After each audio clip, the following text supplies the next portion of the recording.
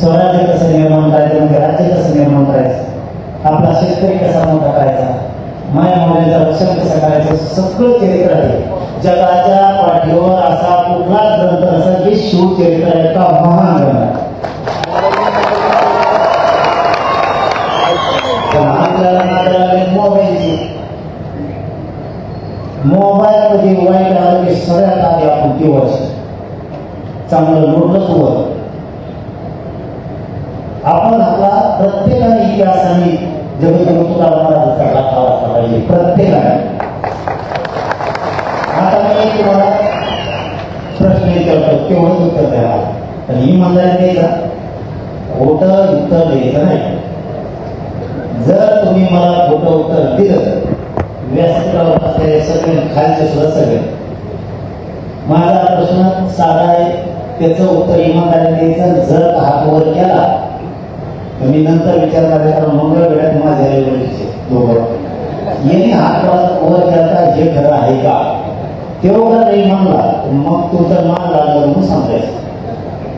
माझा साधा प्रश्न आहे तुम्हाला, आवाज येते कारण हे प्रश्नाला महत्वाचा आहे. म्हणून शिवनेरी गडावर दर्शनासाठी कोण कोण येतो, खोटा हात वर करायचा नाही.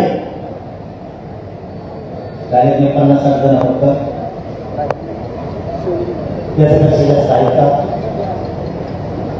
नाही ना.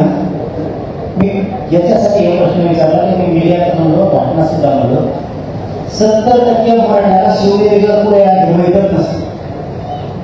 काय चुकीचं बोलतो, काही जवळ उपयोग नाही.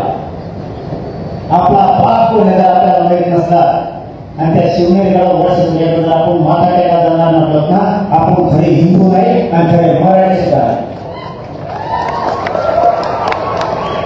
युद्धा राजाचा विसर पडावा. ज्या राजाला आयुष्य आपल्यासाठी खर्च केलं की संपत्ती ना, गाड्या घोड्या बंगले भिंगले राजे नसते ना, बंगले नाही भोगले नाही काही नाही, कुणाचं तेल थोडा वाढत असतात. एक दिवस आपण सर्व कुटुंब शिवनेरी गडावर दर्शनाला जाऊ शकत नाही म्हणल्याच्या नंतर किती लाजवाब. पुढच्या शिवजयंतीला एकही मराठा माय माऊलीचे घरी मिळायला पाहिजे. आखेचे आखे 2027च्या शिवजयंतीला शिवनेरी गडावर दिसले पाहिजे. येणार का पुढच्या वर्षी सगळे, कारण आपल्याला ती गरज आहे. आपल्याला नोकरी आहे आपल्या राजामुळे, आपण उद्योगपती आहे राजामुळे, आपल्याला शेती आहे आपल्या राजामुळे, आपल्याला कुठल्याही क्षेत्रात आपल्याला फक्त राजांमुळे, राजकारणात राजांमुळे, सामाजिक क्षेत्रात आपल्या राजांमुळे. आणि त्या राजाच्या चरणाच्या पायाला स्पर्श करायला आपण सुंदर जात नाही, ही आपल्यासाठी सगळ्यात मोठी वाईट गोष्ट.